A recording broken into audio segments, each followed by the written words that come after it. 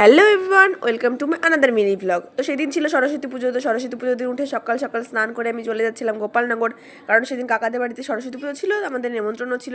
তো আমি ভাবলাম ওখানে অঞ্জলিটা দিয়ে নেবো, তো সেই জন্য চলে আসলাম সকাল সকাল।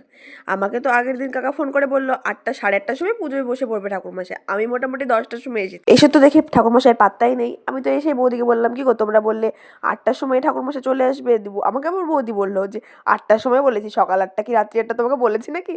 আমি বললাম, হ্যাঁ তাই তো। তো তারপরে এসে আমি কিছুক্ষণ বসে তারপরে ফল টলগুলো কেটে নিচ্ছিলাম। তারপর ঠাকুরমশাই চলে আসলো, ঠাকুর আসনে বসানো হলো, তারপরে শুরু হয়ে গেল পুজো। আমি তো আবার বিশাল কাজের মানুষ, এই জন্য ফল কাটতে গিয়ে বটি খুলে চলে গেল আমার কাছে। আর পুজো তার মধ্যে শুরু হয়ে গেছে। এইদিকে কাকা তো বলেছিল আমাকে পুজো শুরু হবে 8টার সময়, সেই পুজো শুরু হতে হতে বেজে গেছে 11টা। তারপর তো আমার ফোনের উপর ফোন আসছে, কারণ রিয়াদের সাথে আমি ঘুরতে যাবো আর ওদের অঞ্জলি দেওয়া হয়ে গেছে, ওরা রেডি হতে শুরু করেছে। তো আমি অঞ্জলিটা দিয়ে বেরিয়ে পড়লাম। তো আজকের মতো ভিডিওটা এই পর্যন্ত। বিকেলে ঘুরতে গিয়ে কি কি করেছিলাম নেক্সট পার্টে নিয়ে আসবো খুব